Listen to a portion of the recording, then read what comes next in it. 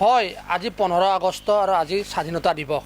আৰু এই স্বাধীনতা দিৱসেই হওক বা গণৰাজ্য দিৱসেই হওক, এই দুয়োটা দিৱস আহিলেই এগৰাকী বিশেষ ব্যক্তিলৈ মনত পৰে, জিতেন্দ্ৰ নাথ শৰ্মা।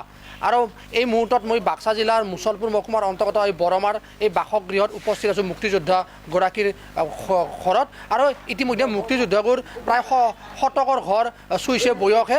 আৰু তেখেতৰ যি ভাৰত আন্দোলনৰ যি কথা, এই ভাৰত আন্দোলনৰ কথা এতিয়াও তেখেতৰ ৰোমন্থন হয়, যি স্মৃতি আছিলে স্মৃতি এতিয়াও ৰোমন্থন হয়। আৰু কেমেৰা পাছৰ ৰূপমে পোনে পোনে দেখুৱাব, এইগৰাকী হৈছে মুক্তিযোদ্ধা জিতেন্দ্ৰ নাথ শৰ্মা। আৰু এইগৰাকী জিতেন্দ্ৰ নাথ শৰ্মাই এই যি ভাৰত আন্দোলন হৈছিলে, ভাৰত আন্দোলনৰ সময়ত তেখেতে যি স্বাধীনতা সংগ্ৰামী আছিলে। আৰু এতিয়া তেখেতে যিহেতু প্ৰায় শতকৰ ঘৰ চুইছে বয়সে, আৰু এতিয়া তেখেতে ঘৰতে এনেধৰণৰ শয্যাগত অৱস্থাত তেখেতে থাকে। আৰু যি জিলা বাক্সা জিলা যি প্ৰশাসন আছে, এই বাক্সা জিলা প্ৰশাসনৰ পৰা দুয়োটা দিৱসতে হওক, গণৰাজ্য দিৱসেই হওক বা স্বাধীনতা দিৱস, এই দুয়োটা দিৱসতে তেখেতক সম্বৰ্ধনা জ্ঞাপন কৰি আহিছে। আৰু তেখেতক যি মানপত্ৰ, এই মানপত্ৰ তেখেতক প্ৰদান কৰি আহিছে। আৰু যিহেতু মোৰ লগত সেই মুক্তিযোদ্ধাগৰাকী আছে, মই তেখেতৰ ওচৰলৈ যাম পোনে পোনে। 15 আগষ্ট আহিলে কেনেকুৱা লাগে আপোনাৰ? 15 আগষ্ট আহিলে আমাৰ নিজৰ এটা উৎসৱ নিচিনা, আমাৰ এটা ফূৰ্তি আহে, আমাৰ নিজৰ গাত এটা বল আহে যে আমাৰ 15 আগষ্ট আহিছে, আমি 15 আগষ্ট পালন কৰিব লাগিব। আৰু সেনেকুৱা এটা শক্তি আমাৰ গাত আমাৰ প্ৰবৃত্ত হয়। আৰু আমি এই 15 আগষ্টৰ কাৰণে বল বান্ধি থিয় হৈ থাকোঁ। আৰু 15 আগষ্ট বুলিয়ে নহয়, 26 জানুৱাৰীটো আমাৰ মানে দেহত শক্তি আহে। আৰু 2 অক্টোবৰটো মহাত্মা গান্ধীৰ জন্মদিন। এই জন্মদিনতো আমি আমাৰ জাতীয় পিতাৰ জন্মদিন হিচাপে আমি পালন কৰোঁ।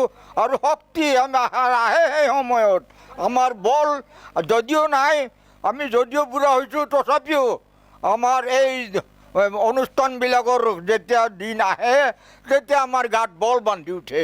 আগত মোৰ মনত পৰে, আমাৰ গোপীনাথ বৰদলৈ যেতিয়া আমাৰ প্ৰধানমন্ত্ৰী আছিল, গোপীনাথ বৰদলৈ স্বাধীনতা সংগ্ৰামৰ প্ৰথম প্ৰধানমন্ত্ৰী আছিল। তেওঁৰ লগত আমি সহযোগ কৰিছিলোঁ। আৰু তেওঁ বিজয় ভাগৱতী, দেৱেশ্বৰ শৰ্মা, প্ৰফুল্ল বৰুৱা, এইবিলাক মানুহ আমাৰ নেতা, এই নেতাবিলাকৰ লগত আমি এই স্বাধীনতা সংগ্ৰামত যোগ দিছিলোঁ। আৰু স্বাধীনতা সংগ্ৰাম এনেকুৱা নহয়, স্বাধীনতা সংগ্ৰাম তেতিয়া অন্যান্য শক্তি নাছিল, খালি কংগ্ৰেছৰে এটা ৰাজত্ব আছিল। আৰু সেই কংগ্ৰেছৰ ৰাজত্বৰ কাৰণে আমি স্বাধীনতা সংগ্ৰাম সুচাৰুৰূপে পালন কৰিব পাৰিছিলোঁ। আৰু এতিয়া যিখন চৰকাৰ হিমন্ত বিশ্ব শৰ্মাৰ নেতৃত্বত, এই চৰকাৰখনক কি ক'ব আপুনি? এতিয়া যিখন চৰকাৰ, যোৱা চৰকাৰবিলাকক বাদেই দিছোঁ, এতিয়া যেতিয়া আমাৰ হিমন্ত বিশ্ব শৰ্মাৰ যিখন চৰকাৰ, এই চৰকাৰখনে এতিয়া অকল আমাৰ এই স্বাধীনতা সংগ্ৰাম বুলিয়ে নহয়, তেখেতে অন্যান্য যিবিলাক অন্যান্য অনুষ্ঠানবিলাকৰ লগতো তেখেতে সহযোগ কৰিছিল। আৰু তেখেতে এই মহামাৰী যিবিলাক মানে মহামাৰীৰ যিবিলাক ৰোগত অৱস্থিত হৈছোঁ, আৰু সেইবিলাকো তেওঁ সুচাৰুৰূপে পালন কৰাৰ কাৰণে তেখেতে মানে দিহা পৰামৰ্শ দি পেলাই আগবাঢ়ি গৈছে। গতিকে এতিয়া আমাৰ প্ৰায় এই যিবিলাক মানে বেমাৰ আজাৰ হৈছিল, এই বেমাৰ আজাৰবিলাক আমাৰ ইয়াতে কমিছে। আমাৰ জিলা প্ৰশাসন মানে মচলপুৰৰ ডিচি চাহেবে আজি 3 দিনমান আগতে মোক এখন চিঠি দিছিল। আৰু তেওঁ কৈ গৈছিল যে আমাৰ 15 আগষ্টৰ দিনা আমি 11টামান বজাত আপোনাৰ ঘৰলৈ যাম, আৰু আপোনাৰ ঘৰলৈ গৈ আপোনাক আমি সম্বৰ্ধনা জনাম। গতিকে আপুনি থাকিব, আৰু আপোনাক অনুৰোধ কৰিছোঁ থকাৰ কাৰণে। সেইকাৰণে তেওঁ ডিচি চাহেবে মোক অনুৰোধ কৰি পেলাই আপোনাৰ গৈছে। গতিকে আজি বোধহয়, এতিয়া হোৱা নাই সময় হ'লে বোধহয় এই ডিচি চাহেবে আহি মোক বোধহয় সম্বৰ্ধনা জনাব। কাৰণ মই এজন মুক্তিযুঁজাৰু, আৰু মুক্তিযুঁজাৰু হিচাপে মই এই স্বাধীনতা সংগ্ৰামত ওতঃপ্ৰোতভাৱে মই জড়িত হৈ আছোঁ। আৰু ভগৱানে কৰক আমাৰ এই বিশ্ব শৰ্মা মন্ত্ৰীসভাত এই বিশ্বসভা মন্ত্ৰীসভাত মানে যিবিলাক কাৰ্যকৰী পন্থা হাতত লৈছে এইবিলাক খুব ভাল পাইছোঁ আমি।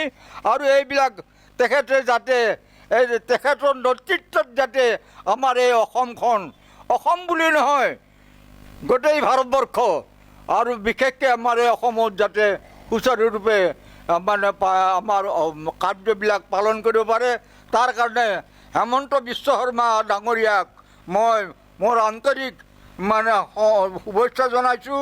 আৰু তেখেতক যাতে ভগৱানে ভালে ৰাখে তাৰ কাৰণেও ভগৱানৰ ওচৰতো প্ৰাৰ্থনা জনাইছোঁ।